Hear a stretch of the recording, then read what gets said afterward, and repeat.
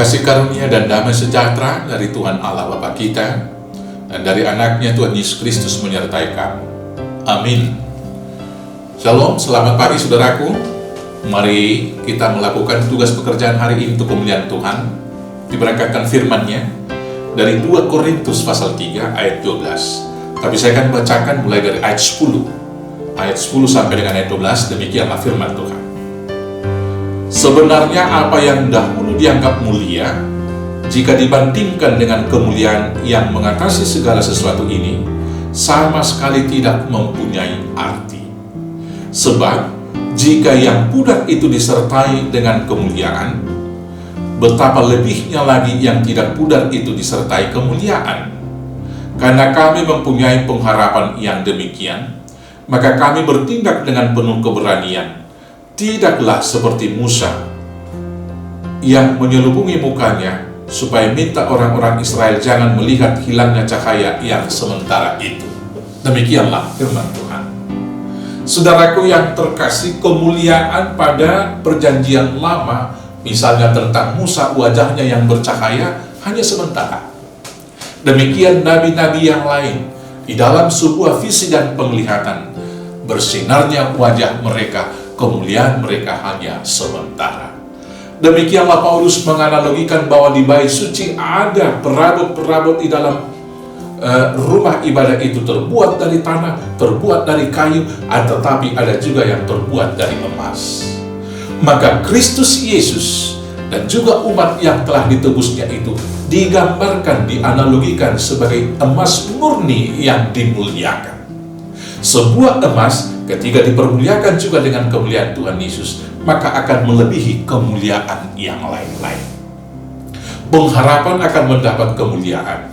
Mahkota kehidupan dari Kristus Yesus itu memberikan keberanian kepada Rasul Paulus, sehingga mereka tidak takut menceritakan Tuhan Yesus walau mereka dikejar, kemudian mereka dipenjara, disiksa, bahkan diancam dibunuh.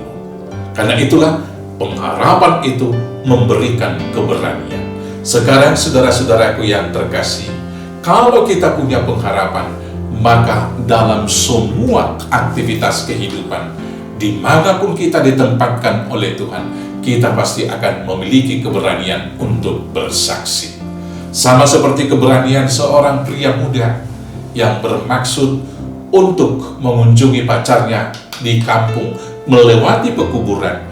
Dia fokus dengan pengharapan bertemu dengan si gadis, maka dia tidak takut dengan kuburan, dengan isu adanya hantu, setan, dan lain sebagainya. Tetapi karena dia fokus dengan pengharapan akan bertemu, maka dia berani. Maka demikianlah kiranya sebagai umat tebusan Tuhan, kita fokus dengan pengharapan kita, kemuliaan yang akan diberikan oleh Tuhan, hidup kekal yang akan menjadi milik kita, sehingga kita tidak takut menghadapi apapun tantangan kehidupan untuk bersaksi dalam kehidupan ini. Yang kemudian, saudaraku yang terkasih, pengharapan itu memberikan kekuatan kepada kita memenangkan hidup ini. Seorang ibu yang kurus, seorang ibu yang tua, memiliki kekuatan menggarap sawahnya yang luas karena dia punya pengharapan. Melalui hasil sawahnya itu, dia dapat menyekolahkan seorang anaknya menjadi sarjana. Maka demikianlah kita sebagai umat tebusan Tuhan yang memiliki pengharapan, maka kita akan diberikan kekuatan menanggung segala hal di dalam kehidupan sekarang ini. Karena Rasul Paulus juga mengatakan di 2 Korintus pasal 4, dia mengatakan bahwa penderitaan ringan yang sekarang ini tidak dapat dibandingkan dengan kemuliaan yang akan datang. Karena kami melihat apa yang tidak kelihatan, bukan memperhatikan apa yang kelihatan. Selamat berharap dalam Tuhan Yesus Kristus. Selamat dimenangkan, selamat berani, selamat diberi kekuatan. Tuhan Yesus memberkati. Amin. Kita bersatu dalam doa. Terima kasih Bapa yang baik, karena Tuhan berikan kami pengharapan melebihi dunia ini.